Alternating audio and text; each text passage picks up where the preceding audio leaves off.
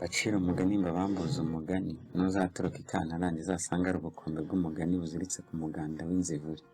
Harabaye ntihakabe, harapfuye ntihagapfe, hapfuye imbwa n'imbeba, hasigaye inka. Umugani w'amagene. Habayeho umugabo akitwa Magene, bukeye asaba umukobwa wo mu bazimu aramurongora. Uko bukeye abazimu bakabazanira ibintu byinshi cyane, bakabishyira imbere y'umuryango. Umugore akabitunda abishyira mu nzu. Magene aza kubona ibintu bibaye byinshi cyane rwose, ashaka kumenya aho ibyo bintu bikomoka. Abaza umugore we ati, ibi bintu bituruka hehe? Umugore aramusubiza ati, jya urya ibyo nguhaye, ahasigaye ureke kugira amagene. Bukeye umugabo yongera kubimubaza, umugore aricecekera. Umugabo ati, uramvira usubire iwanyu, rubanda batazanyicira cyangwa se bakansinda muri iyi nzu bagira ngo ndiba banziza ibintu biza ntazi inkomoko yabyo. Umugore yanga kubwira umugabo aho ibyo bintu bituruka. Umugabo ararakara, afata ubushungu aramukubita, aramwirukana ngo nagende cyangwa se amubwira aho ibyo bintu bituruka. Umugore arahaguruka aragenda. Umugabo imwanga mu nda aramugarura. Noneho umugore ajya kumwereka ibuzimu. Bagezeyo basanga abazimu bacanye umuriro mwinshi barota. Nuko baterura wa mugabo baramukubita, baza no kumwica bamujijije. Umukobwa wabo yafashe nabi, bamushyingira ahandi. Nuko Magene apfa atyo azize amagene. Sinjye wahera hahera umugani. Nk'uko nabibabwiye bana rero, abazimu ntibagira abantu, ntibagira abagore, ntibagira abagabo. Cyari igitekerezo bafatiyeho. Abazimu mu zindi ndimi ni nka mauvaise spirituelle cyangwa se bad spirit, demons. Abo rero ko mubumva nyine nta buzima bundi bafite, ariko bateruriyemo igitekerezo kugira ngo bahugure umuryango nyarwanda. Barawuhugura iki? Ndetse ugiye kumva mu nama. Inama ya mbere twakura muri uyu mugani, abanyarwanda bashakaga guhwitura abanyarwanda waba wo kudahoza mugenzi wawe ku nkeke.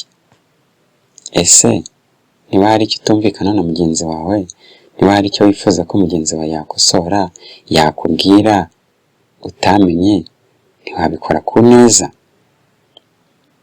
utagambiriye kumukomeretsa, utagambiriye kumwangiriza umubiri, utagambiriye kumwangiriza amarangamutima ye. Yakwanga ukagomeza buhoro buhoro, arashyira akakubwira, ariko ntuhubuke ngo ukubite, ukonyagure, uvunagure umuntu mukigire igisenzegeri. Inama ya kabiri twakura muri uyu mugani ni ukwirinda kurwana no kwihanira. Uyu Magene yari afite ababyeyi bamubyaraga, yari afite umuryango mugari yakomokagamo. Uwo mugore we yari yaramukuye, hari abari baramumurangiye, baramuranze. Yagombaga kubegeranya akababwira ibyo bimubangamiye, bakabishakira ibisubizo. Ariko yishakiye ibisubizo biviramo umugore agahinda, nyuma birangira hajemo n'urupfu. Nawe rero ndakugira inama yo kutihanira. Inama ya gatatu twakura muri uyu mugani, si byiza kubaza kari murore. Nushaka kumenya utuntu twose, nushaka gukontorora utuntu twose, nta mahoro uzagira, nta cyerekezo uzagira. Abantu bazagutinya, babura aho bifata, babura uko bagenda. Gerageza kugira ibyo umenya by'ibanze, ariko unareke n'abantu bahumeke.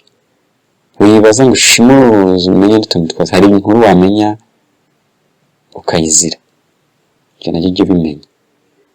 Menya iby'ibanze bikureba, ibindi utamenye uzagenda ubimenya buhoro buhoro. Ariko wibaza ushake no kubaza na kari murori.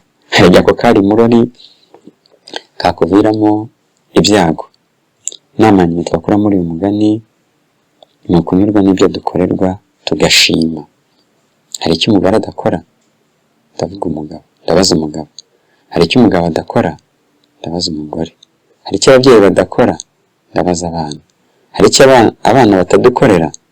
Ndabaza ababyeyi. Hari icyo abatuyobora batadukorera? Ndabona umukozi ku kazi. n'ahandi n'ahandi. Shimira ikiboneka mbere na mbere. Icyo kindi wifuza nacyo kizaza, ariko mbere na mbere banza ushime icyo kiboneka.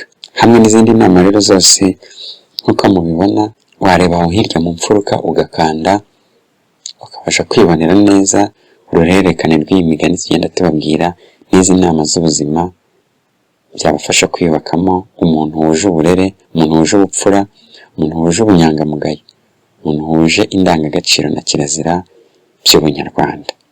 Ibyo mwumvisha rero byose byanditswe kandi bikusanywa na Musenyeri Aloys Bigirumwami afatanyije na Padiri Gafuku ku Nyundo.